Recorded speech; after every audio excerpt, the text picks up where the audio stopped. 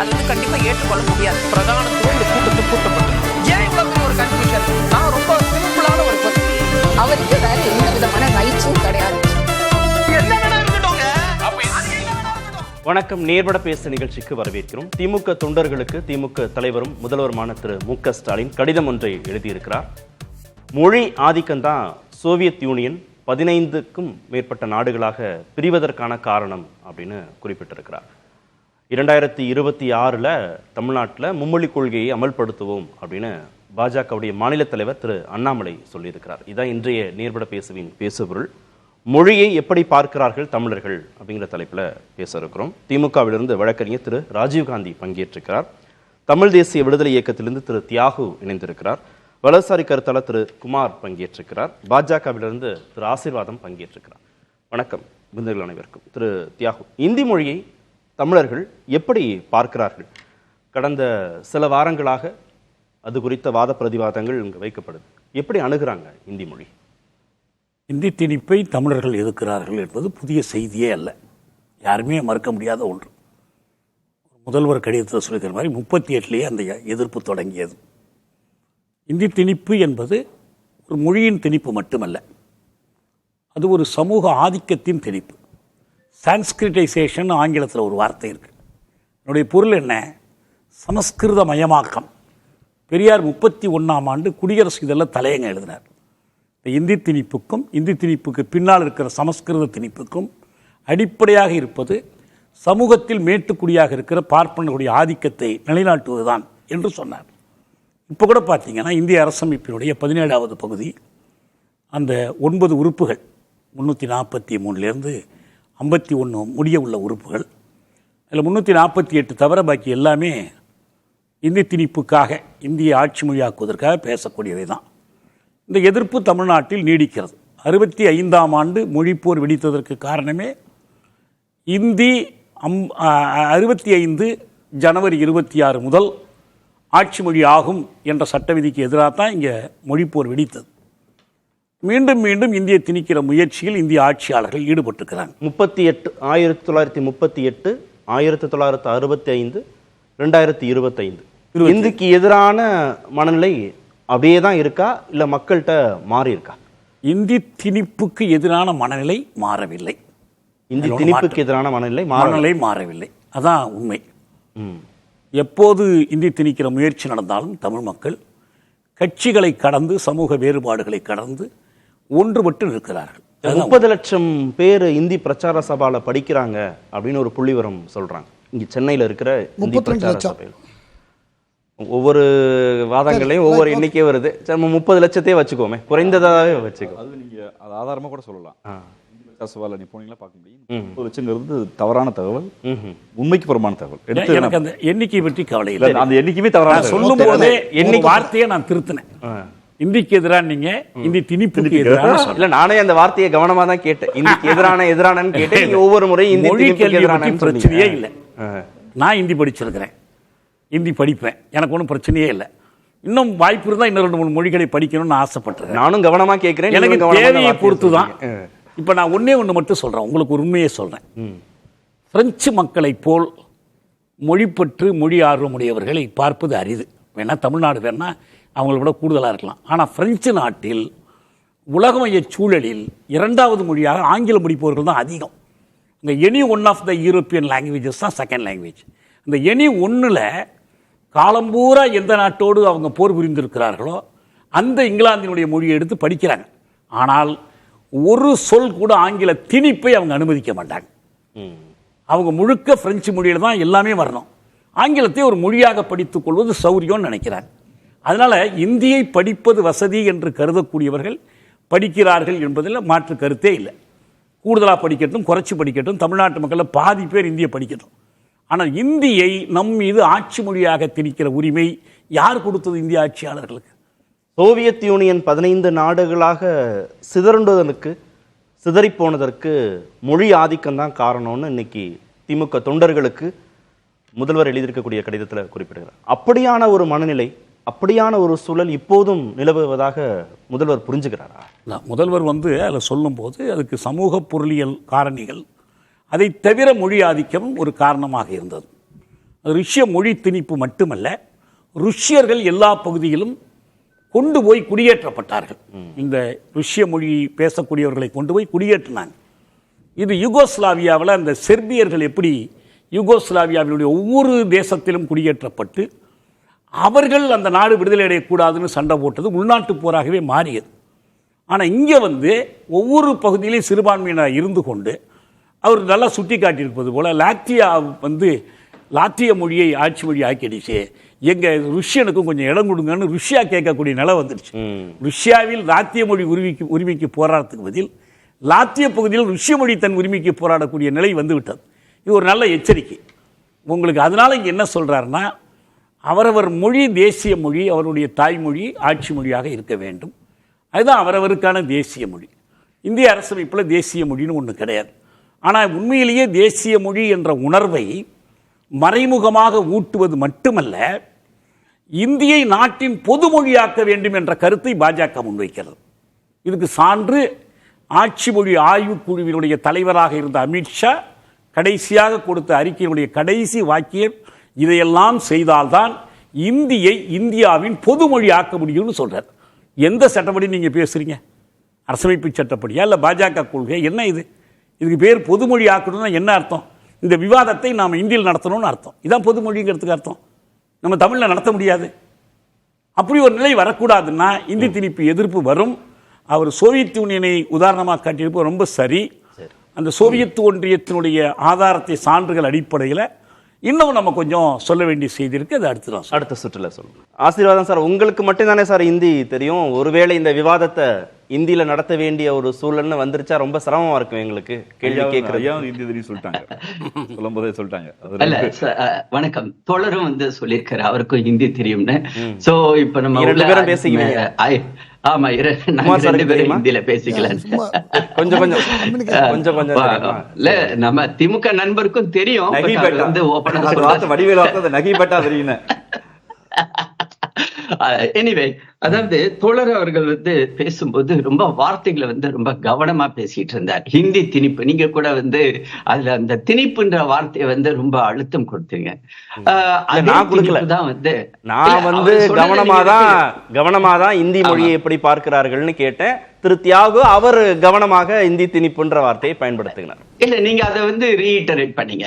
அதாவது அவர் சொன்னதை அதுதான் நான் சொல்றேன். ஆனா இங்க தோழர் அவர்களுக்கு நான் சொல்ல விரும்புவது என்னன்னா, ஹிந்தி திணிப்பு அப்படின்றது நாங்க செய்யவே இல்லை.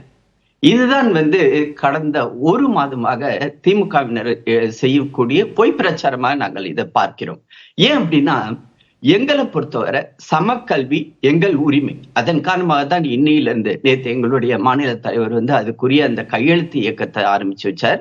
இன்னைக்கு மாநிலம் முழுக்க எங்களுடைய நிர்வாகிகள் எல்லா இடத்திலையும் அந்த கையெழுத்து இயக்கத்தை தொடர்ந்து நடத்தி கொண்டு வருகிறார்கள்.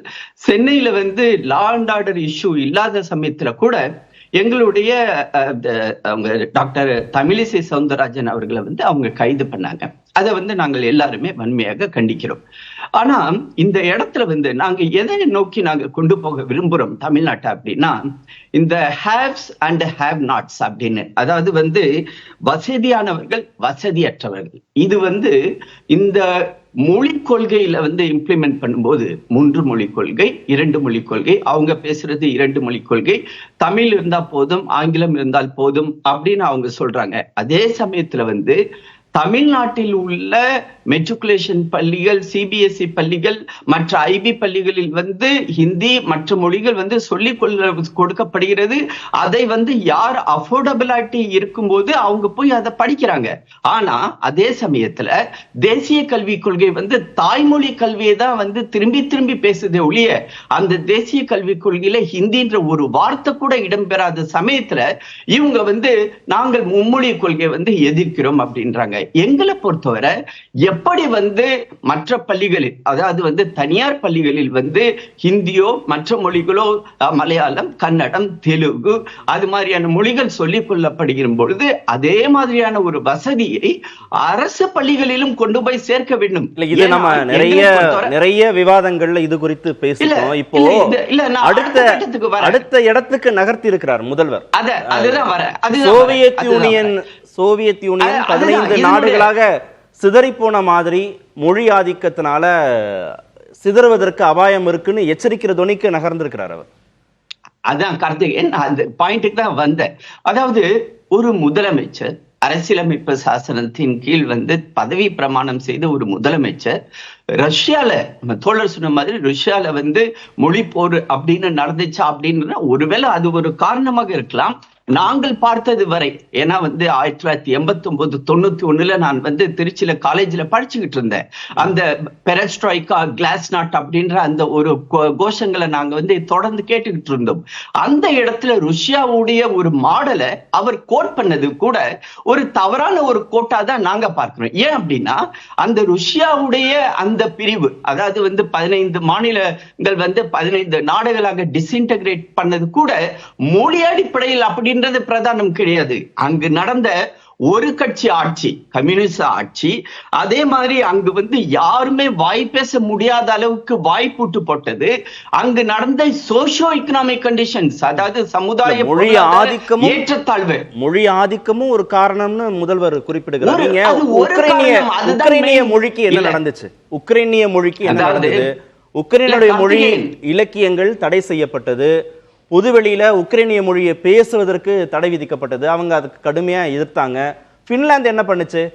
பின்லாந்து ஸ்வீடிஷோட ஆதிக்கத்தையும் ரஷ்யாவுடைய மொழி ஆதிக்கத்தையும் எதிர்த்து அவங்க நாட்டு மொழியை பேசுறதுக்கு அவங்க கடும் போராட்டங்களை மேற்கொண்டார்கள். தென்னாப்பிரிக்காவில் என்ன நடந்தது? ஆப்பிரிக்கங்கிற லாங்குவேஜை பேசுறதுக்கான வாய்ப்புகளே இங்க கொடுக்கப்படல. ஆங்கிலத்துக்கான முக்கியத்துவம் வருந்ததுனால அங்கேயும் கிளர்ச்சி எழுந்தது. இது எல்லாமும் வரலாற்றில் இருக்கக்கூடிய பதிவுகள் தானே, மொழி ஆதிக்கம் அடிப்படையில் சொல்றேன். அதே கார்த்திகேயன், அதாவது மொழி ஆதித்த நீங்க தொடர்ந்து பட்டியல் போட்டீங்க. அந்த பட்டியல் வரலாற்று ரீதியாக சரியான பட்டியலா அல்லது அதோடு கூடு, அதாவது மொழி மட்டுமல்லாமல் பிற சமூக பொருளாதார காரணங்களும் இருக்கின்றன தான் நான் ரஷ்யாவுடைய உதாரணத்தை எடுத்து சொன்னேன். அதே முதலமைச்சர் வங்காளத்தை பத்தி பேசியிருக்கார், பங்களாதேஷ் பத்தி சொன்னார். அங்க அது ஒரு சரியான ஒரு எடுத்துக்காட்டு. அங்க ஒரு மொழி, அதிலும் குறிப்பாக வங்காள மொழியை, அந்த பிரச்சனை யாரு, அந்த ஈஸ்ட் பாகிஸ்தான், வெஸ்ட் பாகிஸ்தான் உதாரணம் சரியானதா எடுத்துக்கலாம். ஆனா மற்ற வரலாற்று பதிவுகள்னு வந்தா நீங்க அதை கிராஸ் செக் பண்ணணும், உங்களுக்கு அவசியம் வந்துரும். எஸ், கண்டிப்பா கிராஸ் செக் பண்ணணும். ஏன்னா நம்ம வரலாறை மாற்றி எழுத முடியாது. ஒரு வரலாறு எழுதப்பட்ட வரலாறு, அந்த வரலாறை பத்தி நம்ம இன்டர்பிரட் பண்றதுக்கு முழு உரிமை இருக்குது. புள்ளி விவரங்கள் கொடுக்கிறோம், சொல்றோம். அதே சமயம் நான் அதை நான் மறுக்கலையே கார்த்திகேயன், நான் அதை மறுக்கல. இப்ப தோழர் சொன்னாரு, முக்கியமா சொன்னாரு, பிரெஞ்சு பத்தி சொன்னார். பிரெஞ்சு, இப்ப என்னுடைய குழந்தைய எடுத்துக்கோங்க. என்னுடைய மகள் 6 மொழிகள் படித்த ஒரு பெண், 18 வயதுக்குள்ளார. அவருக்கு Tamil, Telugu, English, French, German, அப்புறம் கன்னட லாங்குவேஜ், ஹிந்தி, எல்லா மொழிகளையும் அவங்க படிச்சு இப்ப இதன் காரணமாக ஒரு வேலை வாய்ப்பு அல்லது மேற்கொண்டு லண்டன்ல போய் படிக்கக்கூடிய ஒரு வாய்ப்பு. ஆக நம்மளுடைய இந்த காம்படிட்டிவான லண்டன்ல ஆங்கிலம் இல்ல, உங்களுக்கு தாய்மொழி அங்க டெல்லியில இருக்கிறதுனால இந்தியா அப்படி எடுத்துக்கலாமா? இல்ல, என்னுடைய தாய்மொழி தமிழ், என்னுடைய மனைவியோட தாய்மொழி தெலுங்கு. என்னுடைய மகளுக்கு 2 தாய்மொழி. இல்ல எதுக்கு நான் கேக்குறேன்னா, தமிழ் உங்களுக்கு, உங்க மனைவிக்கு தெலுங்கு, 2ல ஏதாவது 1 இல்ல 2 மொழி கூட வச்சுக்கிட்டோம். இல்லைனா லண்டன்ல போய் உங்க மகள் படிப்பதற்கு இத்தனை 6 மொழிகள் தேவை அப்படின்னு சொல்றீங்களே, ஆங்கிலம் மட்டும் அவங்களுக்கு கூடுதலாக தெரிந்திருந்தால், தமிழ் கடந்து ஆங்கிலம் இல்ல தெலுங்கு கடந்து ஆங்கிலம் அப்படின்னு ஒண்ணு தெரிஞ்சிருந்தா மட்டும் அவங்க லண்டன் போய் படிச்சிருக்க முடியாதா? அப்படி இல்ல. அதாவது கார்த்திகேயன், ஒரு அதுதான் நான் சொல்ல வந்தேன். காம்படிட்டிவான ஒரு உலகம் இன்னைக்கு சர்வைவல் ஆஃப் தி ஃபிட்டஸ்ட், அதுதான் டார்வின் தியரி இன்னைக்கும் அது நடைமுறையில உள்ளது. இன்னைக்கு இந்த பொருளாதார ஒரு பெரிய புரட்சிகள் நடக்கிறது. ஒவ்வொரு இதுலயும் ஏற்றத்தாழ்வுகள் இருக்கிறது. நீங்க அதிகமான ஒரு மொழிகளை படிக்கும் போது உங்களுக்கு வாய்ப்புகள் அதிகமாக கிடைக்க இருக்கிறது. ஆக 2 மொழி கொள்கை அப்படின்னு நம்மளுடைய தமிழ்நாட்டை சேர்ந்த மக்களுக்கு, குழந்தைகளுக்கு அந்த வாய்ப்பை, அதை நான் ஹிந்தின்னு சொல்லவே இல்லை, அந்த வாய்ப்பை ஏன் தமிழ்நாடு அரசு புறக்கணிக்கிறது? இப்போ நீங்க சொல்றதுலயே இந்த விவாதமே முற்று பெற்றது. அதுவே முடிஞ்சிருச்சு. நீங்க தமிழ் பேசுவீங்க, உங்க குழந்தைகள் தமிழ் கற்றுக்கொள்வார்கள். உங்க மனைவி தெலுங்கு பேசுவாங்க, உங்கள் குழந்தைகள் தெலுங்கும் கற்றுக்கொள்வார்கள். ஒருவேளை டெல்லிங்கிறதுனால அவங்களுக்கு இந்தி பயிற்று மொழியாக இருந்தால் இந்தியும் கற்றுக்கொள்வார்கள். இதெல்லாம் இயல்பாக நடந்துரும். அதுல எந்த வலியுறுத்தலும் கட்டாயமும் தேவையில்லை. அதை கடந்து உலகம் முழுவதும் இருக்கக்கூடிய, அண்ணா சொன்னார் இல்லையா, ஆங்கிலம்ங்கிற சாளரத்தின் வழியே எல்லா ஒற்றை உலகத்தை முழுவதுமாக காண முடியும்னு, அது மாதிரி ஆங்கிலம் மட்டும் படிச்சிருந்தாவே உங்க குழந்தை லண்டன் போன மாதிரி எல்லா குழந்தைகளும் வெவ்வேறு நாடுகளுக்கு போயிட முடியுமான்னு கேட்கிறேன். அப்படி அதானே சாத்தியம்? அப்படி அதாவது ஒரு கூடுதலான ஒரு மொழியை, அதுவும் குறிப்பாக அந்த பள்ளி பருவத்துல படிக்கிறதுல என்ன பிரச்சனை இருக்க போறது? அதனாலதான் மல்டி லிங்குவிசம்ன்றதுதான் தேசிய கல்விக் கொள்கையில சொல்ற 4.11 அப்படின்ற பேராகிராஃபே சொல்லுது. அதிகமான மொழிகளை கல்வி படிக்கும்போது, அதாவது 1ஆம் கிளாஸ்ல இருந்து 8ஆம் கிளாஸ் வரை அதிகமான மொழிகளை படிக்கக்கூடிய அந்த ஆற்றல் குழந்தைகளுக்கு இருக்கிறது. அதன் காரணமாக எந்த அளவுக்கு அதிகமான மொழிகளை படிக்கிறதுக்கு அதுக்கு நம்ம ஏற்பாடு பண்ணி கொடுத்தோம்னா குழந்தைகள் எதிர்காலம் நன்றாக இருக்கும். ஆக அங்கதான் அவர் கரெக்ட் பண்ணிட்டே இருந்தாரு திரு தியாகு. இப்ப நான் கேட்கும் போதெல்லாம் இந்தின்னு கேட்கும் போதெல்லாம் அவர் இந்தி திணிப்புக்கு எதிராகன்னு இயல்பாக ஒரு மொழி கற்றுக் கொடுக்கப்படுவதற்கான சூழல்களை எதிர்க்கல தமிழ்நாடு அரசு. இந்தி ஆதிக்கம்னு வருகிற போது எதிர்க்கிறோன்னு ஒரு விளக்கம் கொடுக்குறாங்களே, அந்த இந்தி திணிப்புன்னு கோட்டோடா சொல்றாங்க இல்லையா?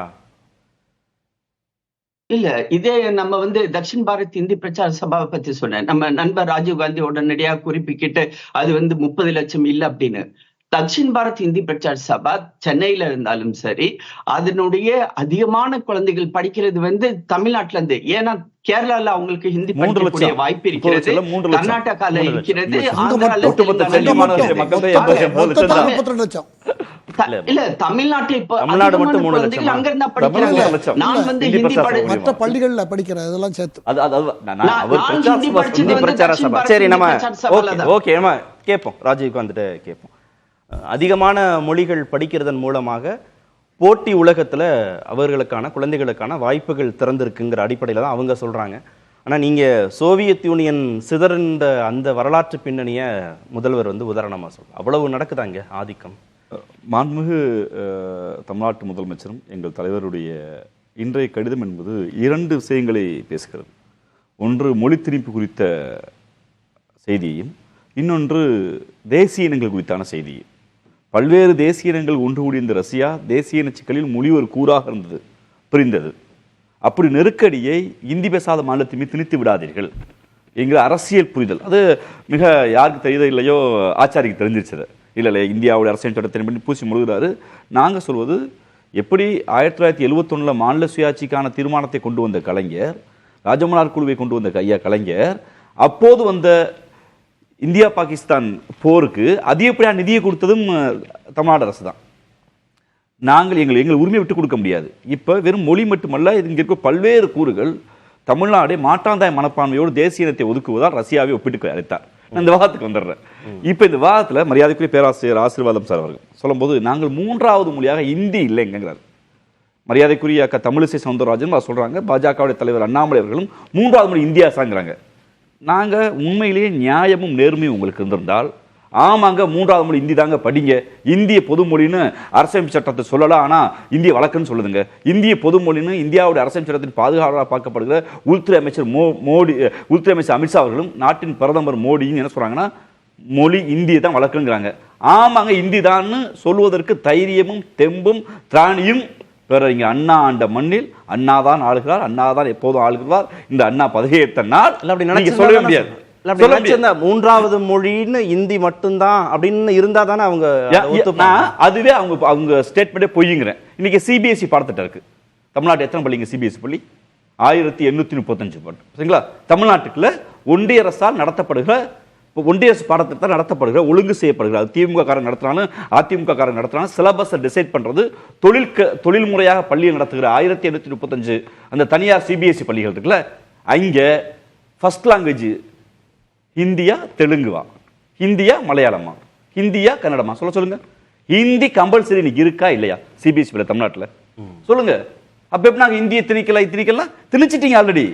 தமிழ்நாட்டுக்குள்ள மயிலாப்பூர் கூடிய ஸ்டேட் பேங்க் ஆஃப் இந்தியாவில் சார், ஸ்டேட் பேங்க் ஆஃப் இந்தியாவில் பக்கத்தில் மயிலாப்பூர்லையும் இங்கே திருவான்மையூர்லையும் வேளச்சேரிலையும் தெலுங்கர்கள் அதிகமாக இருக்காங்க. ஹிந்தி வேணாம் சார், தெலுங்கு பக்கத்தில் ஆந்திரா போச்சு. நீ மயிலாப்பூர்னா கூட உள்ள ஒப்பீடு வராது. கும்மிடிப்பூண்டிக்கு போவோம், இல்லை திருத்தணிக்கு போவோம். அந்த எல்லையோரங்கள் தெலுங்கர்கள் அதிகமாக இருக்காங்க. பேங்குக்குள்ள இங்கே இருமொழி கொள்கையின்படி தமிழும் ஆங்கிலமும் சென்ட்ரல் கவர்மெண்டாக இருந்தால் நாங்கள் இந்தியை திணிக்கல சார். இங்கே வங்கியில், ரயில் நிலையங்களில், ராணுவத்தில் தெலுங்கு இருக்கு சார், கன்னடம் இருக்கு சார் சொல்ல முடியுமா? இப்போ ஹிந்தி இருக்கா, தெலுங்கு இருக்கா, கன்னடம் இருக்கா? என்ன இருக்கு சார் சொல்லுங்க, என்ன இருக்கு? இப்போ இந்தியை திணிச்சாச்சு. உங்க பாடத்திட்டத்தில் சிபிஎஸ்இ பள்ளியில் இந்திய திணிச்சாச்சு. ஒன்றிய அரசு பணிகள் இந்திய திணிச்சாச்சு. இந்திய திணித்து பார்த்துட்டு இந்திய திணிப்புங்கிற வார்த்தையை தோழர் போன்ற இந்த மொழிப்போரில் தீவிரமாக உள்ள மொழிப்போருக்கு விதை போட்ட எண்ணிலடங்காத தமிழர்கள், எண்ணிலடங்காத திராவிட இயக்க தீவிரர்கள், எண்ணிலடங்காத பொதுவுடைமை தோழர்கள்லாம் இந்தி திருப்பின் பயன்படுத்தாத எங்களோட பயம் எனக்கு வந்தனால சார் இந்தி எங்க சார் சொன்னோம் அடிஷனலா அங்கதான் நீங்க இந்தின்னு சொல்றதும் பாஜக தரப்புல அது மும்மொழி எந்த மொழியாக வேண்டுமானாலும் இருக்கலாம்னு சொல்றதுன்னா அரசியலாக அங்க கடந்த கால அனுபவங்களில் இப்போது இருக்கக்கூடிய சட்டப்படியும் மூன்றாவது மொழியாக இதுவரை பாஜக என்றாவது ஒரு நாள் பிரச்சார மேடைகளில் மோடி அவர்களோ அமித்ஷா அவர்களோ தமிழையோ தெலுங்கையோ கன்னடத்தையோ மூன்றாவது மொழி சொன்னாங்களா? ஆனா அதற்கு மாறாக படிப்படையில் தமிழ்நாட்டில் பாஜக ஒன்றிய அரசு நிறுவனங்களில் ஒன்றிய அரசுடைய ஆளுகைக்கு உட்பட்ட அனைத்து அரசு அலுவலகங்களிலும் ஒன்றிய அரசு திட்டமிடுகிற பாடத்திட்டத்திலும் ஹிந்தி தான் இன்னைக்கு அபிஷியல் லாங்குவேஜா இருக்கா இல்லையா? நீங்க இல்ல சார் இங்க தெலுங்கு இருக்கு சார், மூன்றாம் மொழி கன்னடம் இருக்கு சார், 3 மொழி தான் சார் எங்களுக்கு ஆசை அப்படின்னு சொல்லியிருந்தா நாங்க நம்பலாம். இப்ப நம்ம கடந்த அனுபவம் என்னவா இருக்கு? இது மட்டும் இல்ல, இது மட்டும் காரணம் இல்ல. நீங்க 3 மொழி சொல்ற வாய்ப்புகள் கொட்டி கிடக்கல. தமிழ்நாட்டில இருந்து என்னைக்காவது என் பிள்ளை இளஞ்சேரலாதன் எனக்கு ஒரு கனவு இருக்கு, எனக்கு ஒரு மேற்கத்திய நாடுகள்லையோ இல்லை என்றால் அந்த நாடுகளுடைய அந்த தட்பவெப்ப சூழலில் குழந்தையை வளர்த்தா நல்லா இருக்குமே யோசிப்போம். நான் பொருளியல் சூழலுக்குலாம் வரல, நல்ல கிளைமேட் இருக்கு சார், கொஞ்சம் நீ கல்லூரி படிக்க போயிட்டு வான்னு நான் சொல்றேன். தமிழ்நாட்டில் எந்த இளைஞருக்காவது உத்தரப்பிரதேசம் போய் பீகார் போய் பொழைக்குன்னு நல்லா இருக்கா? சோசியோ எக்கனாமிக் சொல்லுங்க நல்ல வாழ்க்கைன்னு சொல்றாரு ஆச்சாரி சாரே சொல்லிட்டோம். பாஜகவுடைய நண்பர்கள் அதான் குடும்ப பிள்ளைகளை யாராவது யூபிக்கோ பீகாருக்கோ வேலைக்கு அனுப்புவோம். ஆனா அதற்கு மாறாக யூபியிலிருந்து பீகார்லேருந்து என் சகோதரன் போஜ்புரியை, ஆவதியை, மைதிலியை, சாந்திலியை பேசி ஹிந்தி திணிக்கப்பட்டதால் கம்பல்சரி லாங்குவேஜ் ஹிந்தி கொண்டதுனால தாய்மொழி போஜ்புரியில படிக்க முடியல, மைதிலில் படிக்க முடியல, ஆவதியில் படிக்க முடியல. அதனால ஸ்கூல் டிராப் அவுட் ஆகுது. 5வது 6வது முடிச்சுட்டு ஹிந்தினால பாடமே புரியல. 3வது மொழி கத்துக்கணும் விரும்புகிறவர்களும் முடிச்சிடுறேன். வெளிநாட்டில் இருக்கிற மொழிகளை கத்துக்கணும் தான் விரும்புறாங்க. ஏன்னா இந்தியால ஹிந்தி தான் வேலை வாய்ப்பு குறைவு. ஹிந்தி தான் ஹிந்தி அறிவியல் மொழி அல்ல, ஹிந்தி டெக்னாலஜி மொழி அல்ல, ஹிந்தி வளர்கிற இலக்கண இலக்கியங்களுக்கு அறிவியலுக்கு ஏற்ற மொழி அல்ல. அதற்கு மாறாக ஹிந்தி என்பது தெய்வீக புனிதமான சமஸ்கிருதத்தோடு வருகிறது அவர் சொல்கிறார்கள். சமஸ்கிருதம் படிச்சா என்ன ஆயிரும்? சமஸ்கிருதம் படிச்சா நீ வேத மந்திரம் ஓதலாம். சரி அதையாவது நான் சிவனை நம்புறேன், நான் என்னுடைய கிருஷ்ணரை நம்புறேன், காளியை நம்புறேன், நான் சமஸ்கிருதம் படிச்சு ஓதலான்னு போனா நீ பிராமணா நான் பிராமணாங்க கேள்வி வருது. ஏன் சார்னா அதுதான் சார் வேதம் சார், அது கஸ்டமரி ப்ராக்டிஸ் சார், நீங்க தலையிடாதீங்க சார்ங்கிறாங்க. நீங்க ஹிந்தி இங்க புதிய தலைமுறைக்கு ஏதோ இங்க லேபருக்கு ஒரு பிளாக் காலர் ஜாப்புக்கு யாரோ ஹிந்திக்கார் உறுதியா இருப்பார், எந்த மாற்று கருத்து இல்லை. அவர்கிட்ட போய் கேளுங்க, தமிழ்நாட்டுக்கு புழைக்க வந்துட்டீங்கல்ல, நீங்க திருக்குறள், ஆத்திசூடி, தொல்காப்பியம், இங்க நாலாய திவ்ய பிரந்தம், இப்படி தமிழ் இலக்கியம் இலக்கணம்லாம் படிச்சு வந்துட்டீங்களா? உங்களுக்கு தேமா இனிமா புளிமா வாய்ப்பாலாம் தெரியுமானா? ஏன் சார் நான் தமிழ் எடுத்து வைக்க வந்தேன் சார், என்கிட்ட ஏன் சார் திருக்குறள் கேட்குறீங்க? தண்ணி கொண்டு வான்னு சொன்னா 3 நாள் கார்த்திகை சார் சொன்னா 4வது நாள் பானியத்தான் தண்ணின்னு சொல்றாங்க அப்படின்னு அந்த சொல் வழக்கார அவருக்கு புரிஞ்சிடும். அது மாதிரி ஒருவேளை ராஜீவ்காந்தி பிள்ளை இங்க ஹிந்தி திணிக்கப்பட்டாலோ சமஸ்கிருதம் திணிக்கப்பட்டாலோ தாய்மொழி தமிழ் மறக்கடிக்கப்பட்டு இருந்தால் நான் பீகாருக்கு யூபிக்கு போனா அங்கே அந்த இந்திக்கார சகோதரன் தண்ணிக்கு பதிலாக பானின்னு சொன்னா நான் பானியை புரிஞ்சுக்குவேன். அப்படி ஒரு நாளில் வேலைக்காக கத்துக்கிறத அந்த செயல்பாடை நாங்கள் எங்க தடுக்கல. நீங்க ஹிந்தியில இந்த அறிவியல் இருக்கு, இந்த இலக்கணம் இருக்கு, இலக்கியம் இருக்கு, சொல்லுங்க 3வது மொழியில் அதான் மிக தெளிவாக அழகா சொன்னாங்க.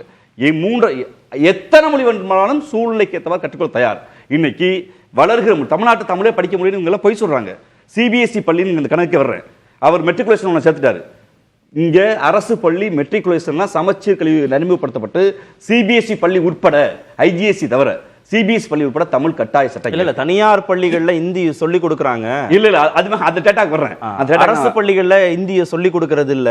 அப்ப வசதி இருக்கிறவர்கள் இல்லாதவர்கள் அங்க ஒரு பிரிவினை வந்துருது. இல்ல நீங்க வசதி பொறுத்து வருவோம். பீகாருடைய ஸ்கூல் எஜுகேஷன் இருக்கு, கவர்மெண்ட் நடத்துது. யூபியுடைய ஸ்கூல் எஜுகேஷன் இருக்கு, கவர்மெண்ட் நடத்துது. யூபியிலையும் தனியார் ஸ்கூல் நடத்துறாரு, பீகார்லையும் தனியார் ஸ்கூல் நடத்துறாரு. யூபியுடைய அந்த இன்ஃப்ராஸ்ட்ரக்சரை தமிழ்நாட்டுக்கு கொண்டு வருவோம். நேற்று புலிவரை வெளியிட்டிருக்காங்க. டிஜிட்டல் லைப்ரரி உள்ள நாட்டின் விகிதத்தில் 99 டிஜிட்டல் லைப்ரரி தமிழ்நாடு வச்சிருச்சு. யூபி வரை 22% இல்லை. பீகார்ல இன்னும் அடிப்படை கட்டமைப்பே இல்லை. எங்க ஊர்ல அங்கொன்று இங்கொன்று இல்லாம இருக்கா, உண்மைதான், எந்த மாற்று கருத்து இல்லை. அங்கொன்று இங்கொன்று இல்லாம இருந்தால் கூட அதை அட்ரஸ் பண்ணி சரி செய்ய முயற்சிக்கிறோம். அரசு சேவையை போய் நீ குறை சொல்லக்கூடாது. நீங்க ஒரு தனியார் முதலாளி பஸ் விடுவார், அந்த பஸ் ஏசியா இருக்கும், பாட்டு ஓடும், டிவி ஓடும், புஷன் இருக்கும், நான் 1000 ரூபாய் கொடுத்து நான் போக வசதியா இருக்கும். அதே கவர்மெண்ட் பஸ் கம்பி உடஞ்சிருக்கு, ஆமா உடஞ்சிருக்கு சார், பெயிண்ட் அடிக்காம இருக்கு சார் அப்படின்னு கூட சொல்லுவாங்க. ஆனா 150 ரூபாய் போயிடுவாரு. எங்களுக்கு சர்வீஸ் தான் முக்கியம். அரசு பள்ளிகள் சர்வீஸ், வருமானத்துக்கு இல்ல. நீங்க தரமா இல்லைன்னு சொல்ற நீங்க என்னைக்காவது பீகார் பள்ளிகளை, யூபி பள்ளிகளை, நீங்க ஆளுங்க குஜராத் பள்ளிகளை ஒப்பீடுக்கு வந்திருக்கீங்களா? அதுல பள்ளி கல்வி சிறந்ததா விளங்குது. நீங்க மீண்டும் மீண்டும் இந்த இருப்போர் இல்லாத நிலையை நீங்க அண்ணாமலை கண்டுபிடிச்ச புது தத்துவம் அது. அதுவே போய்ங்கிறனா குமார், இந்தி கத்துக்கிட்டு இந்தி பேசக்கூடிய மாநிலங்களுக்கு இங்கிருந்து யாரும் வேலை வாய்ப்புக்கு செல்வதில்லை.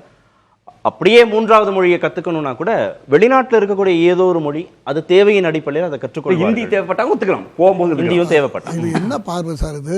யாரு ராஜீவ்காந்தி சொல்லிட்டாருன்னா அதுதான் இந்தியாவில் இருக்கிற 8.5 கோடி மக்களுடைய மனநிலைன்னு நீங்க எடுத்துக்குவீங்களா? தமிழ்நாட்டில் அப்படி இல்லை. அதாவது தேசியத்தை விரும்புகிறவங்க, தேசிய நோக்கத்தை விரும்புகிறவங்க, இப்போ நாளைக்கு நம்ம முதலமைச்சர் நாளைக்கு பிரதமர் ஆக மாட்டார், என்ன நிச்சயம் சார்? பிரதமர் ஆவார்ல. ஆனா அன்னைக்கு சொல்ல முடியுமா? இதே போல பேச முடியுமா? தேசியத்தை விரும்புகிறவங்க சார் குமார் சார், இதுதான் ஆதிக்கம். தேசியத்தை படிக்கணுமா? தமிழர்கள் இரண்டாம் தர குடிமக்கள். இந்தியாவின் பிரதமர் பேசும்போது இந்தியாவின் நீங்க ஆதிக்கமே கிடையாது.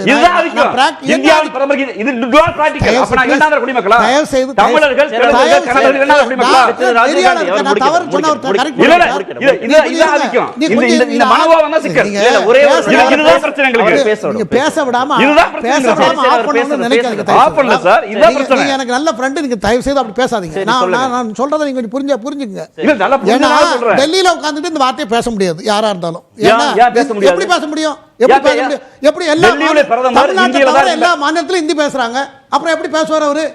அதெல்லாம் யோசிச்சுட்டு தான் பேசணும்ங்கறானா? நான் என்ன சொல்றேன், இதுவே தவறுங்கறேன். தவறுக்கு நீங்க அர்த்தம் சொல்லுங்க. இந்தியாவுடைய பிரதமர் நீங்க பேசும்போது சொல்லுங்க. இந்தியாவுடைய பிரதமர் ஹிந்தியில் பேச சட்டம் இருக்கா? பேசும்போது சொல்லுங்க சார். நீங்க புரிஞ்சு வச்சுங்க. அடுத்தவங்க நீங்க என்ன வேணா சொல்லுங்க.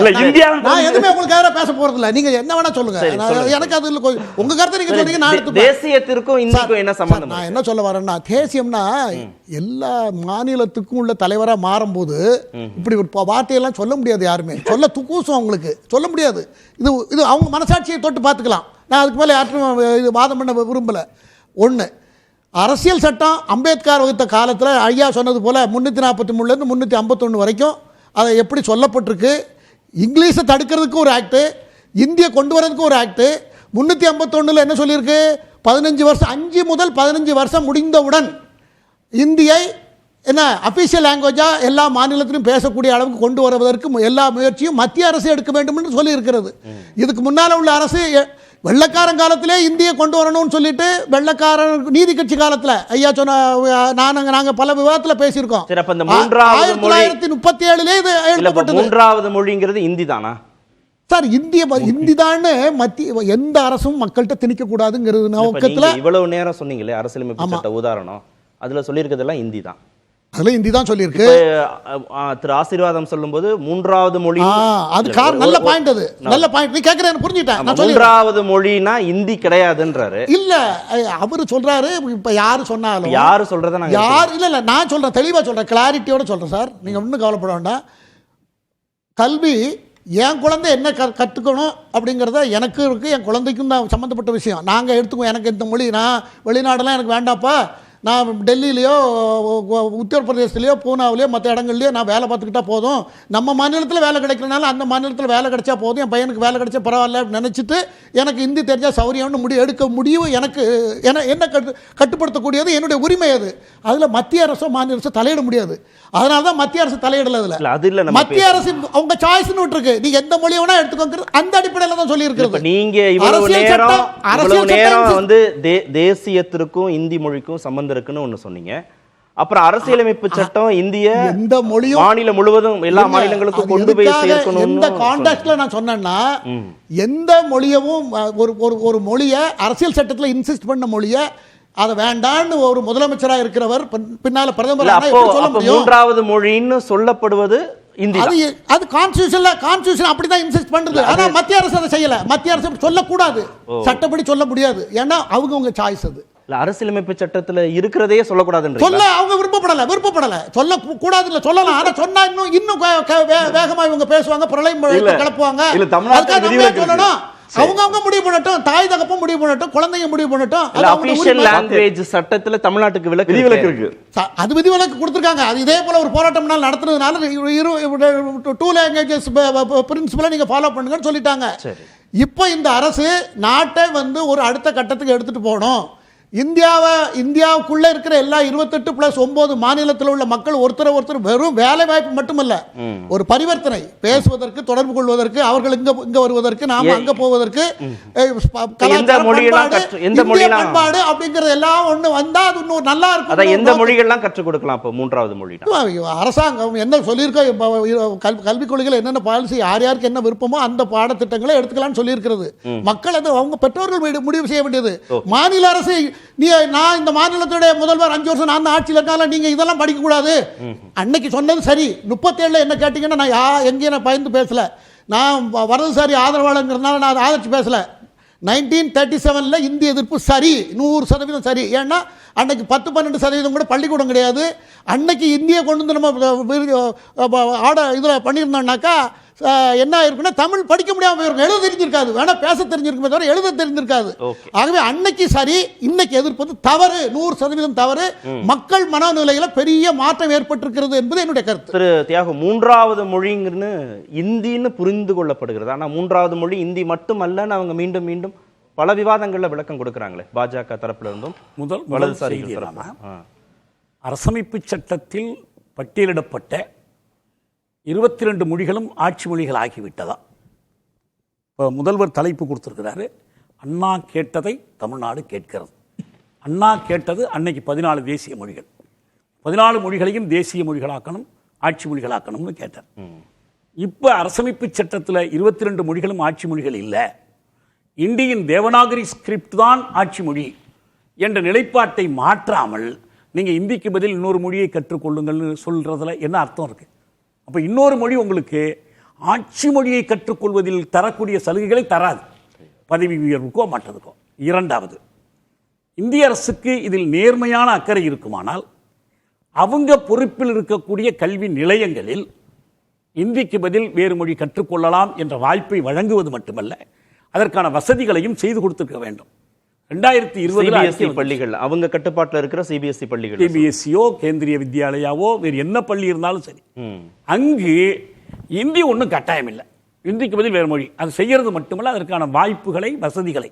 முதல் செய்தி நான் என்ன சொல்றேன்னா, பதவி உயர்வுக்கோ ஆட்சி பணிகளை பிடிப்பதற்கோ இந்தி தான் இருக்கணும்னு அவசியம் இல்லை என்ற நிலை ஏற்படணும்னா ஆட்சி மொழி ஒரு மொழியா இருக்கக்கூடாது. ஒற்றை மொழியை ஆட்சி மொழியா வைத்துக்கொண்டு நீ எந்த மொழி வேண்டுமானாலும் படித்துக் கொள்ளலாம்னா யார் எதையும் தேர்ந்தெடுப்பாங்க?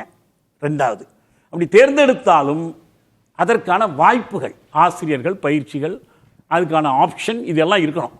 இது எதுவுமே இல்லாமல் நாங்கள் சொல்லியிருக்கோன்னு சொல்கிறது. நீங்கள் இது 48 யூனிவர்சிட்டி கமிஷன் சொன்னிச்சு, 67-68 பார்லிமெண்ட்டில் தீர்மானம் போட்டாங்க.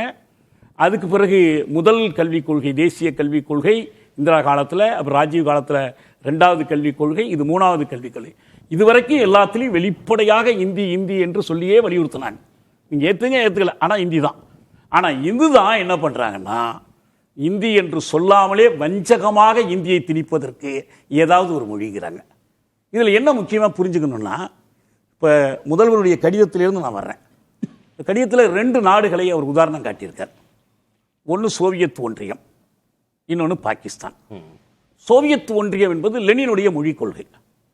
சோவியத் அரசமைப்பில் ஒற்றை மொழிக் கொள்கை கிடையாது, 17 தேசிய மொழிகள், அவரவர் மொழி அதது தேசிய இனம். அவங்களுடைய இந்த மாநிலங்களவை போன்ற ஒரு அமைப்பு அங்கே இருந்துச்சு. அதுக்கு பேரே சோவியத் ஆஃப் நேஷனாலிட்டிஸ், தேசிய இனங்களின் பேரவை தான்.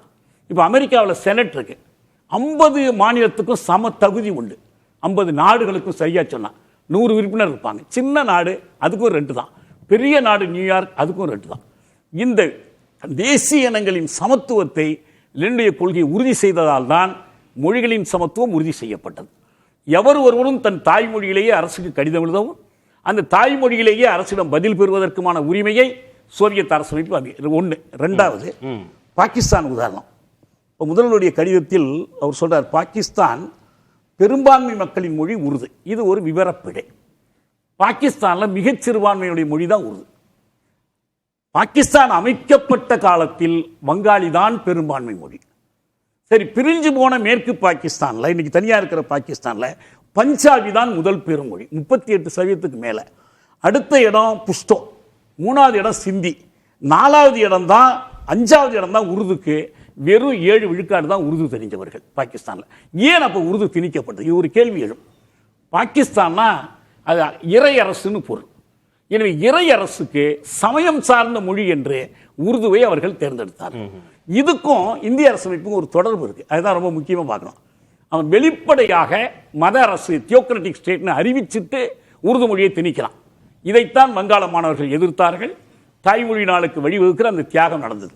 இங்கே இந்தியாவில் அரசமைப்பு சட்ட விவாதங்களை படிச்சீங்கன்னா, இந்த 17வது பகுதி பற்றிய விவாதத்தில் நிறைய உறுப்பினர்கள் கேட்டாங்க, காந்தி கான்பூர் மாநாட்டில் கொண்டு வந்த தீர்மானம் இந்துஸ்தானி, எழுத்து வடிவத்தை பொறுத்து அது இந்தியாவோ உருதுவாகவோ இருக்கும்னு சொன்னீங்க. ஆனால் இப்போ நீங்கள் கான்ஸ்டியூஷனில் எழுதும்போது ஹிந்தியின் தேவநாகரி ஸ்கிரிப்ட்னு எப்படி எழுதுறீங்கன்னு கேட்டாங்க. அப்போ ராஜேந்திர பிரசாத் உட்பட மற்றவர்கள் அவங்களுக்கு சொன்ன பதில் என்னன்னா, உங்களுக்கு பாகிஸ்தான் கொடுத்தாச்சு, வேற எதுவும் இங்கே கேட்குற வேலை வச்சுக்காதீங்க பதில் சொன்னாங்க. அப்போ என்ன அர்த்தம்? அவங்க எப்படி இறைமொழி என்ற உருதை பார்த்தார்களோ அது போல இவங்க சமஸ்கிருதத்தின் அடிப்படையில் எழுகிற உருது சார்பு இல்லாத ஹிந்தியின் Devanagari script, not in Hindi any script இல்லை, இந்துஸ்தானியும் இல்லை, அந்த சமயச்சார்பு நோக்கம் இது வெளிப்படையா வர முடியல. இந்தியா மதச்சார்பற்ற நாடு இல்ல, அப்படி மதச்சார்பற்ற நாடு என்று சொல்லிக் கொண்டுதான் என்ன பண்ணிருக்கிறாங்க, சமஸ்கிருதத்தை வளர்ப்பதற்கு சிறப்பாக நிதி ஒதுக்கலாம். பேசும் சமஸ்கிருதம் என்ன மக்கள் மொழியா? இடைவெளி அது செத்த மொழி இல்லையா? திரு ஆசீர்வாதம், 2026 பாஜக ஆட்சி அமையும், மும்மொழி கொள்கையை தமிழ்நாட்டில் கொண்டு வருவோம் அப்படின்னு திரு அண்ணாமலை சொல்றார். மீண்டும் மொழி போருக்கு தூண்டாதீர்கள்னு திரு ஸ்டாலின் சொல்றார். 2026 தேர்தல் களம் இந்திய மையமா வச்சு இருக்கும்னு நினைக்கிறீங்களா? 2026 தேர்தல் கழகம் எப்படி அமையும் அப்படின்னா, இந்த திமுக ஆட்சி என்னென்ன விதங்களில் மக்களை வஞ்சித்தது, குறிப்பாக மகளிர் இன்னைக்கு பாலியல் குற்றச்சாட்டுக்கள், அதுக்கு இவங்க பதில் சொல்லணும். அதற்கு அடுத்ததாக ஊழல் குற்றச்சாட்டுகள், அதற்கு பதில் சொல்லணும். இன்னைக்கு தமிழ்நாட்டுல நடக்கக்கூடிய இந்த ஆட்சியில சமுதாயத்தின் அனைத்து மக்களுமே பாதிக்கப்பட்டிருக்கார்கள். இதை நாங்கள் பட்டியலிடுவோம். ஆனால் இதை எல்லாத்தையும் திசை திருப்புவதற்காக இவர்கள் எடுத்த ஆயுதம் தான் இந்த மும்மொழி கொள்கை. அப்படித்தான் நாங்க பாக்குறோம். அதே மீறி நாங்கள் 2026 வலியுறுத்துறாங்க. மும்மொழி கொள்கையில தமிழ்நாட்டில் இருக்கக்கூடிய கட்சிகள் எல்லோரும் ஒரு புள்ளியில தானே நிக்கிறாங்க, இருமொழி கொள்கையில தானே நிக்கிறாங்க. இல்ல, கார்த்திகேயன் தோழர் சொல்லும் போது 1948 டாக்டர் சர்வப்பள்ளி ராதாகிருஷ்ணன் அந்த ஹையர் எஜுகேஷனுக்குரிய கமிட்டி பத்தி சொன்னார். அதே மாதிரி கோத்தாரி கமிஷன் அதனுடைய பீரியட் எடுத்துட்டீங்கன்னா 1964, 66. அதுக்கப்புறமேட்டு ராஜீவ்காந்தியோட, நம்ம ராஜீவ்காந்தி இல்ல, முன்னாள் பிரதமர் ராஜீவ்காந்தி அவருடைய பீரியட்ல மும்மொழி இது தேசிய கல்விக் கொள்கை, அது எல்லாமே ஹிந்தியை பேஸ் பண்ணிருந்துச்சு. முதல் தடவையாக கஸ்தூரி ரங்கன் கமிட்டி கொடுத்த டிராஃப்ட் ரிப்போர்ட், ஏன்னா அந்த டிராஃப்ட் ரிப்போர்ட் பீரியட்ல இருந்து நான் அதுல இன்வால்வ் ஆயிருக்கேன், அதன் காரணமாக நான் சொல்றேன். கஸ்தூரி ரங்கன் கமிட்டி கொடுத்த டிராஃப்ட் ரிப்போர்ட் ஹிந்தியை தான் இம்ப்ளிமெண்ட் பண்ண சொல்லிருந்துச்சு. ஆனால் நம்மளுடைய பிரதமர் இல்ல, நம்ம நீங்க சொல்ற அந்த கமிஷன்ஸ் ரிப்போர்ட் அடிப்படையில சொல்றீங்க. நான் அரசியல் ரீதியா கேள்வி கேட்கிறேன். இப்போ 1 கோடி கையெழுத்துன்னு பாஜக கையெழுத்து இயக்கம் தொடங்கி இருக்கீங்க, மும்மொழி கொள்கை வேணும்னு. அரசியலா கேட்கலங்கிறார். கேட்கலையா பேசுறது? சரி, உங்களுடைய தொலைபேசி இணைப்பு துண்டிக்கப்பட்டிருக்கு. நான் மீண்டும் இணைப்பு கிடைச்ச பிறகு நான் வரேன். திரு ஆசீர்வாதம், இணைப்பு கிடைச்ச பிறகு நான் வரேன். திரு ராஜீவ்காந்தி, 2026 தேர்தல் களம் அப்படிதான் கட்டமைக்கப்படுதா திமுகனாலேயே? இந்தி திணிப்பு அப்படின்னு சொல்லி நீங்க அரசியல் ரீதியாக அதை கட்டமைக்கிறீங்களா அந்த களத்தில்? அது கட்டமைத்தது யார்? நாங்களா பாஜகவா? தேசிய கல்விக் கொள்கைன்னு ஒன்று அறிவித்து கடந்த காலங்கள்லேயும் நவோதயா ஸ்கூல்லாம் இங்கே இருந்துச்சு. தமிழ்நாடு அரசு சொல்லிச்சு எங்களுக்கு வேண்டான்னு சொல்லிச்சு. ஒன்றிய காங்கிரஸ் அரசு தமிழ்நாட்டில் கொண்டு வரல. ஆனால் எய்டு மானிய கல்வி கொடுக்குற மானியங்களையோ, அரசமைப்பு சட்டத்தின்படி அடிப்படை உரிமையாக சொல்லப்பட்ட கல்விக்கு கொடுக்குற பணத்தையோ, சர்வசிக்ஷா அபியான் அன்னைக்கு அந்த பணத்தை அவங்க நிறுத்தலை. நீங்கள் என்ன சொன்னீங்க? பிஎம்ஸ்ரீ பள்ளிக்கூடத்தை ஏற்றுக்கிட்டாதான் நான் பணம் தருவேன்னு சொன்னீங்க. அதாவது அரசமைப்பு சட்டத்தின்படி கொடுக்க வேண்டிய பணத்தை எந்த கல்வி அடிப்படை உரிமை என்று உச்சநீதிமன்றம் போட்ட உத்தரவின்படி 2% வரியை மக்கள்கிட்ட வாங்கிட்டு அந்த 2% வரியின்படி சர்வசிக்ஷா அபியானில் அந்த கொடுக்க வேண்டிய அந்த நிதியை திட்டத்தை மாற்றிட்டு நீங்கள் பிஎம்ஸ்டி ஸ்கூலை ஏற்றுக்குங்க, கொடுக்குறேன்டாங்க. பிஎம்ஸ்டி ஸ்கூல் ஏத்துக்கிறதுல எங்களுக்கு என்ன சிக்கல் இருந்துச்சுன்னு உங்கள்கிட்ட எடுத்து சொன்னா உங்க காது ரெண்டு இருக்க பொத்திட்டீங்க. அன்னைக்கு நவோதயா பள்ளிகளை ஏத்துக்க முடியாது நாங்க சொன்னோம், காங்கிரஸ் கேட்டுச்சு, காங்கிரஸ் நடைமுறைப்படுத்தல. நீங்க இல்ல நடைமுறைப்படுத்தலன்னு சொன்னீங்க. நாங்க முடியாதுன்னு சொன்னோம், முடியாதுன்னு சொன்னோம். என்ன சொன்னீங்க? மும்மொழி கொள்கை இந்திய ஏன் சார் ஏத்துக்கலைன்னு திமிருத்தனமா, இன்னும் சொல்ல போனா சட்டத்துக்கு விரோதமா ஒரு ஒன்றிய அமைச்சர் பேசுறாரு. அப்ப நாங்க நீங்க 2000 கோடி பணமும் கொடுக்க மாட்டீங்க, எங்க மீது ஒரு மொழியை திணிப்பீங்க, கைகட்டி அமைதியாக இருப்பதுக்கு கொண்டு நாங்கள் இப்ப மக்கள் வாக்காளர்கள் யார் பக்கம் நிக்கிறாங்க? இந்தி வேணும்னு சொல்ற, மும்மொழி கொள்கை வேணும்னு சொல்ற பாஜக பக்கமா, இல்ல அதை எதிர்க்க? வரலாற்றில் இன்று மிக முக்கியமான நாள். பேரறிஞர் அண்ணா என்கிற பெருந்தகை மனசாட்சியின்படி, அதுவரை எல்லா சட்டமன்றத்திலும் கடவுளின் பேரில் தான் உறுதிமொழி ஏற்றார்கள். மனசாட்சியின்படி ஒரு நான் பிராமின் மூவ்மெண்ட் என்று இயக்கம் நடத்தி இந்தி எதிர்த்து தமிழ்நாட்டில் அரியணை ஏறிய நாள் அன்று பேரறிஞர் அண்ணா சொன்னதுதான். ஒருவேளை நீங்கள் நான் கொண்டு வந்த சுயமரியாதை திருமணத்தை, நான் கொண்டு வந்த சென்னை மாகாணம் என்ற பெயரை மாற்றி தமிழ்நாடு என்ற பெயரையும் இருமொழி கொள்கையை இதை மாற்ற நீங்கள் நினைத்தால் அன்றும் யார் ஆண்டாலும் கலந்தெழுவார்கள் என்று சொன்னார். அதுவரை பேரறிஞர் அண்ணா வாழ்கிறார் என்று. இன்னைக்கு வெளிப்படையா எடப்பாடியை சந்திச்சுட்டு தன்னுடைய கூட்டணிக்கு எடப்பாடியோடு எப்படியாவது கூட்டணி வச்சிடணும்னு மெனக்கட்டுற அண்ணாமலை அவர்கள் எடப்பாடி 2 பேர் உட்காந்துட்டு ஆமாங்க நாங்கள் மும்மொழி கொள்கை தான் அண்ணாமலை சொல்றதையும், ஆமாங்க அவர் சொல்ற சரிதான் எடப்பாடி ஏத்துக்குவாரா, இல்லை ஓபிஎஸ் ஏத்துக்குவாரா, டிடிவி ஏத்துக்குவாங்களா, அவங்க கூட்டணி பாட்டாளி மக்கள் ஏத்துக்குமா, அவங்க இருமொழி கொள்கைன்னு சொல்லுவாங்க. தமிழ்நாடு எப்போதும் இருமொழி கொள்கை தான். அது பாஜக என்பது தனித்து விடப்பட்டது. மீண்டும் அவர் வந்துட்டார். திரு ஆசீர்வாதம், அரசியல் ரீதியாக அந்த கேள்வி உங்ககிட்ட கேட்கப்பட்டது. இப்போ 1 கோடி கையெழுத்து இயக்கம்னு பாஜக தொடங்கியிருக்கு மும்மொழி கொள்கைக்கு ஆதரவா. அரசியல் ரீதியா இந்தி வேணும், மும்மொழி கொள்கை வேணும்னா இயல்பாகவே மக்கள் வாக்காளர்கள் பாஜக பக்கம் நிற்பாங்க. வேண்டான்னு சொல்லக்கூடிய கட்சிகள் பக்கம் நிற்பாங்க. அப்ப 26 களமே மொழி அடிப்படையிலாக தீர்மானிக்கப்பட போதா? அதாவது இன்னைக்கு எங்களுடைய நிர்வாகிகள் போகும்பொழுது அது அவர்களுக்கு மிக அதிக அளவில் அவர்களுக்கு வரவேற்பு கிடைத்தது. அவங்க போன இடம் எல்லாத்துலயுமே பெருவாரியான மக்கள் முன் அவங்களே சார் நாங்க எங்களுக்கு எங்களுடைய பிள்ளைகளும் 3வது ஒரு மொழியை கத்துக்கணும் சார், என்னோட பிள்ளை இப்ப அரசு பள்ளிக்கூடத்துல படிக்குது, அங்கேயும் 3வது மொழியை கத்துக்கணும், அதுக்கு ஒரு வாய்ப்பு கிடைக்கும் போது அதை ஏன் நம்ம மறுக்கணும் அப்படின்னு கையெழுத்து போட்டாங்க. ஆக இது மக்களிடம் நாங்கள் எடுத்து சென்றிருக்கிறோம். இதற்கு எங்களுக்கு சரியான அளவுக்கு எங்களுக்கு ஆதரவு கிடைக்கும் என்றால எந்த ஒரு ஐயப்பாடும் கிடையாது. ஆனா அதுல தோழர் அவர்கள் சொன்னதுல நான் குறிப்பிட்டு பேசிக்கிட்டு இருக்கும்போது வாய்ஸ் கட் ஆச்சு. அது ராஜீவ்காந்தி ஆட்சியில இருக்கும்போது தேசிய கல்விக் குழுவே இருந்தாலும் சரி, இப்ப கஸ்தூரி ரங்கன் கமிட்டியில கொடுத்த அதுல கூட ஹிந்தி இருந்துச்சு. ஆனால் நம்மளுடைய பிரதமர் ஹிந்தின்ற வார்த்தை இருக்கக்கூடாது, ஹிந்தியை பத்தி நம்ம மென்ஷன் பண்ணக்கூடாது, நம்மளுடைய தாய்மொழின்ற வார்த்தையை அதுல கொண்டு வரணும்ன்றதுக்காக தான் பேராகிராஃப் 4.11 அவர் திருத்தினார். அவரே இன்வால்வ் பண்ணி திருத்தினார். நம்மளுடைய நண்பர் ராஜீவ்காந்தி சொன்னார், ஒரு பிரதமருக்கு ஹிந்தி தெரிய வேண்டிய அவசியமா அப்படின்னு. அவருக்கு ஒரு சின்ன உதாரணம் மட்டும் சொல்றேன். நம்மளுடைய தமிழ்நாட்டை சேர்ந்த மூதறிஞர் டாக்டர் கலைஞர் 1996 சார் எல்லாமே ஸ்வீப் பண்ணி எலெக்ஷன் வின் பண்ணி நிக்கிறாங்க. ஆனா அவருடைய அந்த வாய்ப்பு, ஒரு பிரதமராக கூடிய வாய்ப்பு எதனால தட்டி போச்சுன்றது அவர் கொஞ்சம் ரிவைண்ட் பண்ணா தெரியும். சப்போஸ் கலைஞருக்கு ஹிந்தி தெரிஞ்சிருந்தா இன்னைக்கு அவர் பிரதமரா இருந்திருப்பார். இது அந்த ஆன் ரெக்கார்டு, இது நான் சொல்லல, பேப்பர்ல ரெக்கார்ட் ஆனது சொல்றேன். அந்த முதல் வாய்ப்பு கலைஞருக்கு தான் கொடுக்கப்பட்டது. அதற்கு பிறகுதான் அவர் தேவகவுடா அங்க உட்கார்ந்தார். சோ பிரதமருக்கு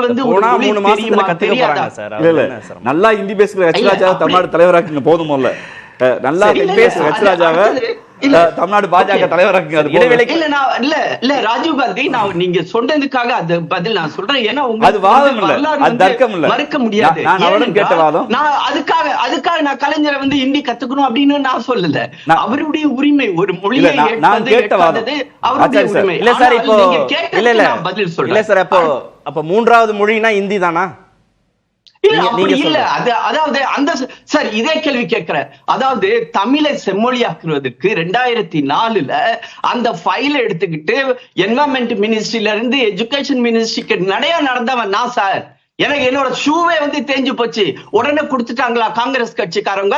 அர்ஜுன் சிங் வந்து உடனே கொடுத்துட்டாரா? எத்தனை தடவை கலைஞர் அவர்கிட்ட பேசுறாரு தெரியுமா? இல்ல என்னன்னா நமக்கு 7 மாசம் மூன்றாவது மொழினா இந்தியா, அந்தஸ்தே கிடைச்சிச்சு. மூன்றாவது மொழினா இந்தியா இல்ல அரசியலமைப்பு சட்டத்தில் இருக்கக்கூடிய 22 மொழிகளா எப்படி புரிஞ்சுக்கணும் அதை?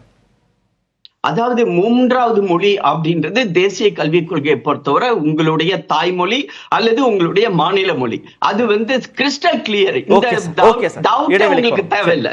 ஓகே திரு தியாகு, மொழி ஆதிக்கம் சோவியத் யூனியன் சிதற காரணம்னு திரு ஸ்டாலின் சொல்றதுனால கேட்க வேண்டியதா இருக்கு. தமிழ்நாடு கடந்து மற்ற மாநிலங்கள்லயும் இந்த மாதிரி மும்மொழிக்கான நிலைப்பாடு இருக்கா, எதிரான நிலைப்பாடு இருக்கா? அது இருக்குதா இல்லையாங்கிறத காட்டிலும் நமக்கு தேவையா இல்லையாங்கிறத மட்டும் நான் முதல்ல பார்க்குறேன். கடந்த காலத்தில் 65 போராட்டத்தில் வங்காளத்துக்கு ஒரு பங்கு இருந்துச்சு. 65 மொழி போராட்ட காலத்தில் பெங்களூர் வேறு சில நகரங்கள்லாம் நடந்துச்சு. இருக்கலாம், அந்த விழிப்பு தாமதமாக வரலாம். ஏன்னா 50லேயே வந்து உருது மொழி திணிப்பு வந்துடுச்சு. ஆனால் அந்த போராட்டம் வருவதற்கு 71 வரைக்கும் ஆயிடுச்சு வங்காளத்தில். பிறகு அது நாட்டோட விடுதலை அளவுக்கு இட்டு சென்றது. அதனால் இப்போ அந்த பிரச்சனை இல்லை நமக்கு. வேறு யாரும் துணைக்கு வரணும்னு அவசியம் இல்லை. என்னை பொறுத்தவரை தமிழுக்கு தமிழும் தமிழ் மக்களும் துணை, ஆங்கிலம் கூட துணை அல்ல. ஏன்னா நாம் வாளால் காயப்பட்டதை விட கேடயத்தால் அதிகம் காயப்பட்டிருக்கோம். நான் ஒரு காலத்தில் ஒரு கவிதை எழுதினேன், ஆளுக்கு வேண்டும் கேடயம், வாளுக்கு ஏன் கேடயம்? இது வாள், இதை உரையில் வச்சுக்கிட்டு இது ஏன் கேடயம் தேடிக்கிட்டு இருக்கிறீங்க? தமிழால் தன்னை தற்காத்துக் கொள்ள முடியும். வடமொழிக்கு எதிராக தற்காத்திருக்கிறோம், இந்திக்கு எதிராக தற்காத்துக் கொள்ள முடியும். ஆங்கிலத்தையும் ஒரு மொழியாகத்தான் கருதும். தமிழுக்கு நிகராக 2 மொழி என்று சொல்வதில் நமக்கு உடன்பாடு இல்லை. ரெண்டாவது, இந்த மொழிகள் கற்பது பற்றி சொன்னாங்க. நான் என்ன சொல்கிறேன்னா, ஒருவருடைய தேவையை பொறுத்து ஒரே ஒரு மொழி கற்றால் கூட போதும். ஒரு தமிழ் புலவர் தமிழ் இலக்கியங்கள் ஆராய்ச்சி பண்ணுறார், தமிழ் போதும் அவருக்கு. இன்னொருத்தர் 10 மொழி கற்றுக்கொள்ளலாம். மகாபலிபுரத்தில் கைடு வேலை பார்க்குறதுக்கு போகணுன்னா 10 மொழி கற்றுக்கொண்டு போகலாம். ருஷ்யாவில் போய் மேற்படிப்புக்கு போனால் ருஷ்யன் கற்றுக்கலாம். எத்தனை மொழி என்பதோ என்னென்ன மொழி என்பதோ அவருடைய விருப்பத்தை வாய்ப்பை பொறுத்து. பொதுவாக உலகம் பூரா ஒன்று தாய்மொழி, அதுதான் பயிற்று மொழியும் முதல் பயில் மொழியும். இரண்டாவது இன்னொரு அயல் மொழி, இதுதான் பழக்கம். இதில் சோவியத் யூனியன் உதாரணத்தை காட்டினதுனால நான் ஒரு செய்தியை மட்டும் சுட்டி காட்ட விரும்புகிறோம். ஏன்னா இப்போ அண்ணா கேட்டதை தமிழ்நாடு கேட்கறது, அண்ணா கேட்டதுக்கு முன்னால் லெனின் கேட்டதையும் சேர்த்து தான் இதில் சொல்கிறார். சோவியத்தினுடைய மொழிக் கொள்கையுடைய சாரம் என்னன்னா, அனைத்து மொழிகளும் அனைத்து தேசிய இனங்களும் முழுமையான சமத்துவம். All Nations R equal, totally equal. இரண்டாவது, ஒவ்வொரு தேசத்திற்கும் சுயநிர்ணய உரிமை உண்டு. அண்ணா கேட்டதை சொல்கிறேன் நான் உங்களுக்கு. ராஜ்யசபையில் அவர் பேசுனது, I claim sir to come from a country a part in India now. இந்த அண்ணாவோட பேச்சு இது. இதைத்தான் முதல்வர் வந்து இந்த திராவிடியன் ஸ்டாக்குங்கிற பேச்சில் குறிப்பிட்டார். என்னுடைய கடைசி வரியை மட்டும் நான் நேரம் கருதி ரொம்ப சுருக்கமாக சொல்கிறேன். அவர் சொல்கிறாரு, therefore it is that we want self determination. இல்லையா? அப்போ நமக்கு என்ன வேணும் என்று அண்ணா அதில் சொல்கிறாருன்னா, செல்ஃப் டிட்டர்மினேஷன் வேண்டும். இந்த மொழி திணிப்புக்கு எதிராக நமக்கு இருக்கிற பாதுகாப்பு அதுதான். அந்த கோரிக்கையை திமுக எழுப்ப வேண்டும். நாம் திமுக நடத்தக்கூடிய மொழி போராட்டத்தை ஆதரிக்கிறோம், நாங்களும் அந்த மொழி போரில் பங்கு பெறணும்னு விரும்புகிறோம். ஆனால் இந்த திருத்தங்கள் வேணும். இரண்டாவது, இந்த மொழி போராட்டம் 65 தொடங்கி இன்று வரை நீடித்த போதிலும் 17வது பகுதியின் ஒரு எழுத்தை கூட நம்ம மாற்ற முடியலை. என்ன காரணம்னு யோசிக்கணும். ஒரு எழுத்தை கூட மாற்ற முடியல, அப்படியே அச்சு அசலாக நீடிக்கிறது. வேற 105 திருத்தம் வந்துடுச்சு கான்ஸ்டியூஷனில், 17வது பகுதியில் ஒரு திருத்தமுமே வரல. குறைந்தது அந்த 17வது பகுதியில் 348 ஒரு சலுகை கொடுத்துருக்கு பாருங்க, தமிழை வழக்காடு மொழியாக்கலான்னு. நம்ம வழக்கறிஞர்கள் கேள்வி, ஏன் இன்னி வரை நிறைவேறல? இந்தி பேசும் மாநிலங்களில் மட்டும் ஒத்துக்கிட்டு இருக்கிறாங்க. மாற்றி காட்டட்டும் பாஜக, எல்லா மொழியும் ஒண்ணுன்னா. நீங்க ஹரியானா, ராஜஸ்தான், ஊபியில மட்டும் வச்சிருக்கீங்க, ஏன் சென்னை உயர்நீதிமன்றத்தில் தமிழ்ல பேச முடியாது? மாற்றி காட்டட்டும். திமுகவுக்கு நான் இதை ஒரு வேண்டுகோளா சொல்றேன், அவங்க மொழிக் கொள்கையை முழு மீளாய்வு செய்ய வேண்டும் என்பது என்னுடைய கோரிக்கை. தேசிய இனங்களுடைய எல்லா மொழிகளுக்குமான முக்கியத்துவம் சிங்கப்பூர்ல அப்படி பண்ணியிருக்கிறாங்க. மாண்டரின், மலாய், ஆங்கிலம், தமிழ் எல்லா மொழியும் தேசிய மொழியாக அறிவிக்கப்படும். அந்த முக்கியத்துவத்தை கொடுத்தாலே இது சரியாயிடும்ன்றதான் திரு தியாகு கருது. அப்படி பண்ணினாலும் அதுவும் இந்தி இருக்கும்ல, அதுல ஒரு மொழியா இந்தி இருக்கும்ல. இப்ப அப்படி இல்ல, சமஸ்கிருதத்துக்கு மட்டும் நிதி ஒதுக்கீடு, இந்திக்கு மட்டும் நிதி ஒதுக்கீடு வரும்போதுதானே சிக்கல். நிதி ஒதுக்கீடு நம்ம தமிழ்ல சர்ப்பம்னு ஒரு சர்ப்பம், பாம்பா சர்ப்பம்னு சொல்றது நீங்க உங்களுக்கு தெரிஞ்சிருக்கும். அது என்ன வார்த்தை? நடு நிசி அப்படிங்கிறது என்ன வார்த்தை? சாமம்ங்கிறது என்ன வார்த்தை? பூரா சான்ஸ்கிரிட்ல இருந்து வந்த வார்த்தைகள் தான். அதனால அது சுத்தமாக அது எழுத்து வடிவிலையும் பேச்சு வடிவிலையும் ரொம்ப குறைஞ்சிருக்கு. அது உலகம் பூரா அந்த மொழி பேசப்படுது, அறிஞர்கள் அந்த மொழியை பாராட்டியிருக்காங்க. அதை கொஞ்சம் டியூன் பண்ணுவோமேங்கிறதுக்காக அதிகமா நிதி ஒதுக்கியிருக்காங்களே தவிர நீங்க வேற கண்ணோட்டத்தோட அதை பார்க்க அந்த கூடாது. மொழிக்கு மட்டும் அதிக அதான் ஒதுக்கீடு அதுதான் காரணம். அது சுத்தமா மறைஞ்சுக்கிட்டதுனால இப்ப நான் சொன்னது போல 37 இங்க இந்தியை கொண்டு வந்திருந்தா அன்னைக்கு தமிழும் அப்படிதான் ஆயிருக்கும். அதனால தான் நான் சொல்றேன் அன்னைக்கு சரி இன்னைக்கு தவறுன்னு நான் சொல்றேன். இன்னைக்கு உள்ள சூழ்நிலை இப்படி இந்த இதை நம்ம முதல்வர் சொல்றது போல நடந்தால் இன்னைக்கு கிட்டத்தட்ட 52 லட்சம் மக்கள் அரசு பள்ளியில படிக்கிறாங்க. தனியார் பள்ளியில 56 லட்சம் பேர் படிக்காங்க. பொலிட்டிக்கலா மாறிடுச்சா இல்ல தமிழ்நாட்டுல? அதனால என்ன சொல்றேன்னா 32 லட்சம் மக்கள் மொத்தத்துல இந்திய கத்துக்கிட்டு இருக்காங்க. வருஷம் படிச்சுட்டு வெளியேறிட்டு இருக்காங்க. இது தடுத்தாலும் தடுக்கலனாலும் இன்னும் கொஞ்ச நாளையில ஹிந்தி கண்டிப்பா வந்தே தீரும். இந்த சூழ்நிலை எதுல போய் முடியும்னா சாமானிய மக்கள், நீங்க பேசும்போது சொன்னீங்க சாமானிய மக்கள், வீட்டு வேலை செய்யறவங்க, ஆட்டோ நடத்துறவங்க, டாக்ஸி ஓட்டுறவங்க, இந்த மாதிரி அன்றாட உழைச்சி நம்ம பிள்ளை நல்லா படிக்கணும், இங்கேருந்து அமெரிக்கா போய் படிச்சிடும் அதுக்காக இங்கிலீஷை நம்பிடலாம் அப்படின்னு நினைக்கிறத விட்டுட்டு அவங்க வந்து இங்க இல்லைனாலும் இன்னொரு மாநிலத்தில் வேலை பார்த்துக்குவாங்க, நம்ம நாட்டுக்குள்ள எங்கேயாவது ஒரு மூல முடுக்கில் வேலை பார்த்துக்குவாங்க, அதுக்கு இந்த ஒரு மொழி தெரிஞ்சா நல்லதுங்கிறத மையப்படுத்தி தான் பிரதமர் எந்த மொழியை வேணாலும் கத்துக்கிட்டோம், மாநில மொழி எதையாவது வச்சிருக்காரு. அதை இவங்க கெடுக்கிறதுங்கிறது நல்லதும் கிடையாது. தேர்தல் நேரத்தில் அது பிரதிபலிக்கிறது. என்னுடைய ஒரு பாயிண்ட் தான் கார்த்திகேயன், ஒரே ஒரு பாயிண்ட் தான். தோழர் சொன்னது மாதிரி லெனின் வந்து சமத்துவத்தை பத்தி பேசினாரு அப்படின்னு சொன்னாரு. அதே சமத்துவத்தை தான் பாஜக சொல்லுது. பள்ளி கல்வியில் சமமாக இருக்க வேண்டும், எந்த ஹேவ்ஸ்க்கு எது இருக்குதோ அது ஹேவ் நாட்ஸ்க்கும் கிடைக்க வேண்டும். அதுக்காக தான் நாங்கள் வந்து இந்த போராட்டத்தை சொல்லிட்டாரு. மத்திய அரசு நடத்தக்கூடிய பள்ளிகள்ல மற்ற மொழிகளை கற்றுக்கொள்வதற்கான ஏற்பாடுகளை முதல்ல மத்திய அரசு நடந்துகிட்டு இருக்குது.